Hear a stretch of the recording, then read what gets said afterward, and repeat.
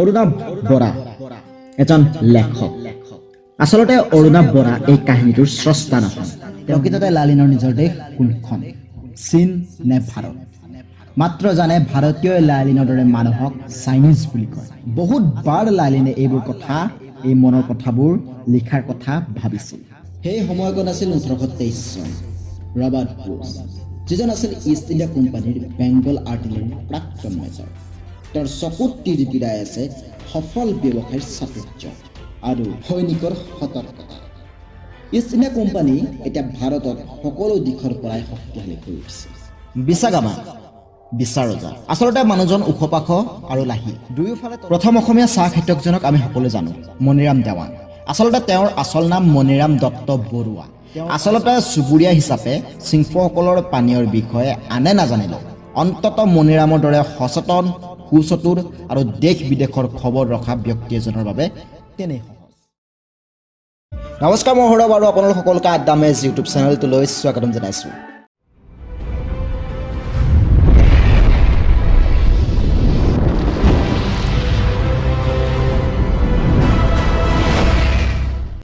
আমি ভিডিঅ' বনাই আছিলোঁ অসমৰ এগৰাকী প্ৰখ্যাত লেখিকা ডক্টৰ ৰীতা চৌধুৰীৰ দ্বাৰা ৰচিত এখন বিখ্যাত উপন্যাস মাকাম এই উপন্যাসখনৰ কাহিনীটোৰ ওপৰত আৰু আজি এই উপন্যাসখনৰ কাহিনীটোৰ ওপৰত বনোৱা 5 নম্বৰ ভিডিঅ' আশা কৰিছোঁ আপোনালোকে আজি ভিডিঅ'টো চাই ভাল পাব যদি ভিডিঅ'টো চাই ভাল পায় তেতিয়াহ'লে ভিডিঅ'টো লাইক কৰিবলৈ নাপাহৰিব তাৰ লগতে ভিডিঅ'টো শ্বেয়াৰ কৰি দিব আৰু তলৰ কমেণ্ট বক্সত জনাব ভিডিঅ'টো চাই কেনেকুৱা পালে গতিকে আহক আজি আমি ভিডিঅ'টো আৰম্ভ কৰোঁ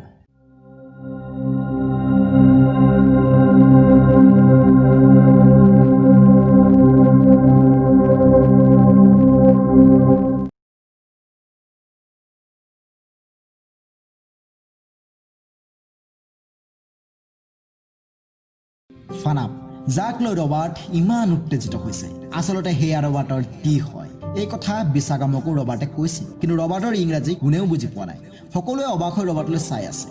অৱশ্যে পৰিস্থিতিটো নিজে অনুভৱ কৰিব পাৰি ৰবাৰ্টে নিজেই হাঁহিলে কাৰণ তাহানিতে ইংৰাজী বুজি পোৱা মানুহ এপাচে হাকত এটা জালুকৰ দৰে বাৰু যিয়ে নহওক ৰবাৰ্টে বিছাগামক দুভাষীৰ সহায়ত ফানাপ অলপ আনি দিবলৈ অনুৰোধ কৰিলে কথামতেই কাম গামৰ নিৰ্দেশত এজনে বাঁহৰ চুঙাত সাঁচি থোৱা ফানাপৰ শুকান লদা অলপ আনি দিলেহি পৰম কৌতূহলেৰে ফানাপক পৰীক্ষা কৰিছে ৰবাৰ্টে কিন্তু চিংফসকলে ৰবাৰ্টৰ কামবোৰ চাই নিজেই আচৰিত হৈছে যে ফানাপক লৈ ৰবাৰ্ট ইমান উত্তেজিত কিয় কিন্তু ৰবাৰ্টৰ বাহিৰে চিংফসকলেতো নাজানে যে এই ফানাপেই হৈছে সেই সময়ৰ ব্যৱসায়ৰ মুকুতা বিচাৰজাৰ অনুমতি লৈ ৰবাৰ্টে ফানাপ কেনেকৈ তৈয়াৰ কৰে তাৰ পদ্ধতিটো নোট কৰি ল'লে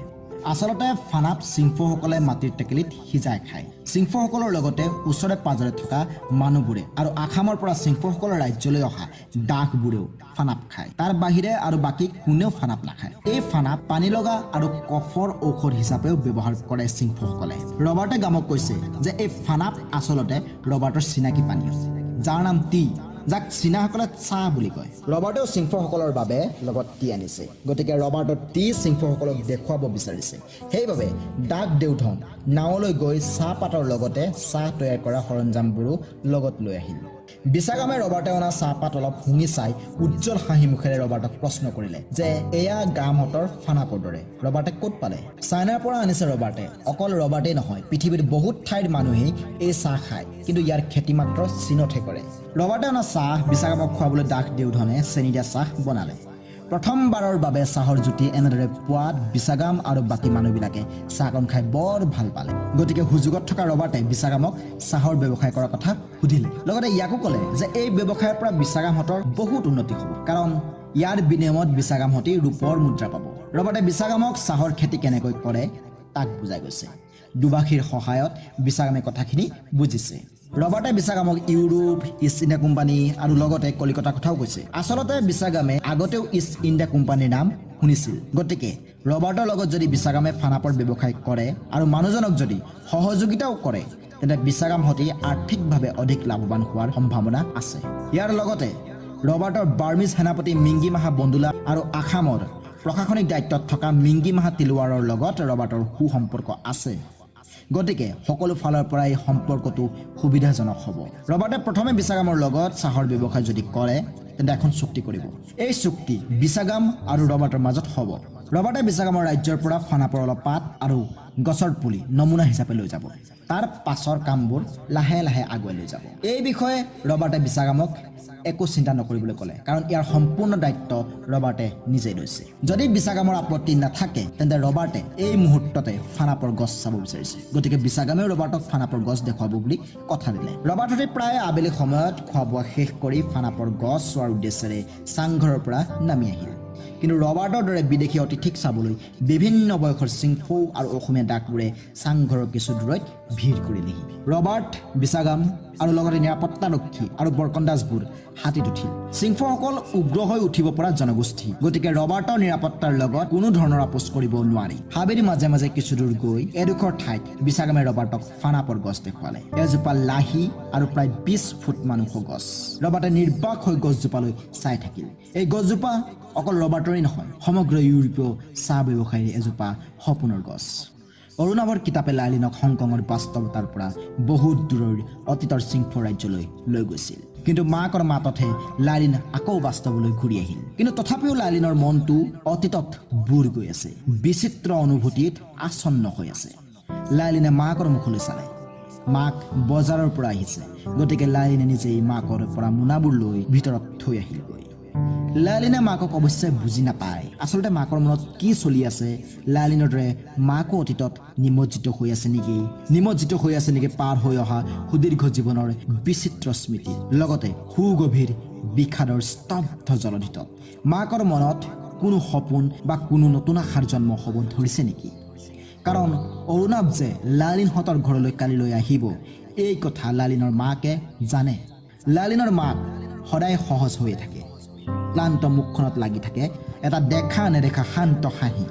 লাইলিনৰ হাতত থকা কিতাপখনলৈ চাই মাক ভিতৰলৈ সোমাই গ'ল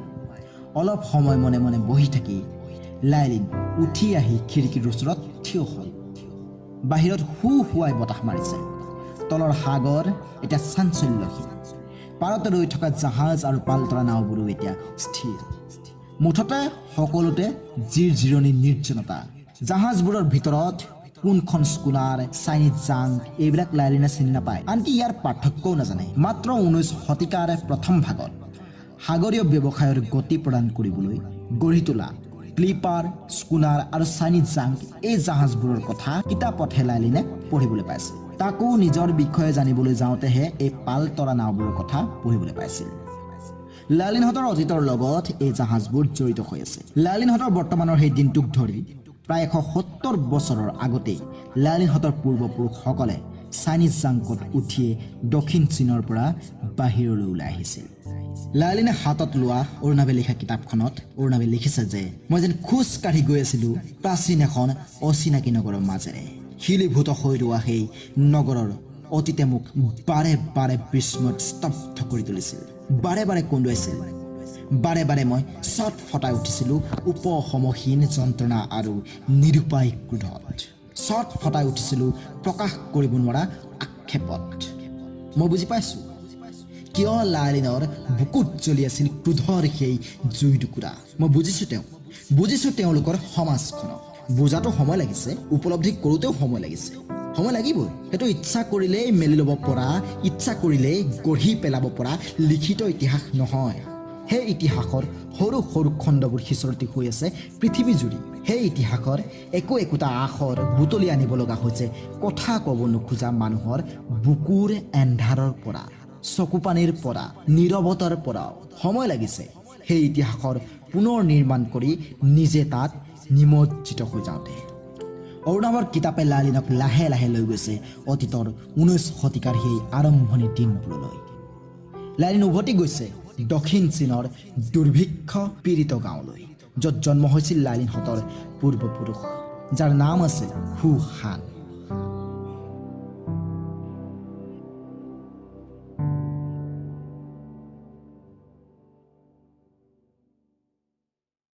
আজি ভিডিঅ'টো ইমানে আশা কৰিছোঁ আপোনালোকে আজি ভিডিঅ'টো চাই ভাল পালে যদি ভিডিঅ'টো চাই ভাল পালে তেতিয়াহ'লে ভিডিঅ'টো লাইক কৰিবলৈ নাপাহৰিব আৰু তাৰ লগতে ভিডিঅ'টো শ্বেয়াৰ কৰি দিবলৈ নাপাহৰিব আৰু আপোনালোকে কমেণ্ট বক্সত জনাব কেনেকুৱা পালে ভিডিঅ'টো চাই আৰু আপোনালোকে যদি আমাৰ ভিডিঅ' যদি ইউটিউবত যদি প্ৰথম চাইছে তেতিয়াহ'লে আমাৰ ইউটিউব চেনেলটো ছাবস্ক্ৰাইব কৰিবলৈ নাপাহৰিব আৰু তাৰ কাষত থকা বেল আইকনটো ক্লিক কৰি দিব কাৰণ তেতিয়াহে আপোনালোকে আমি যেতিয়া ভিডিঅ' আপলোড কৰিম তাৰ নটিফিকেশ্যন আপোনালোকে পাব আজিলৈ আপোনালোকৰ চবৰ বিদায় মাগিছোঁ ইয়াৰ পিছত খনিটো অতি সোনকালে আহি আছে আপোনালোকে চাবলৈ নাপাহৰিব আড্ডা মেজ বাই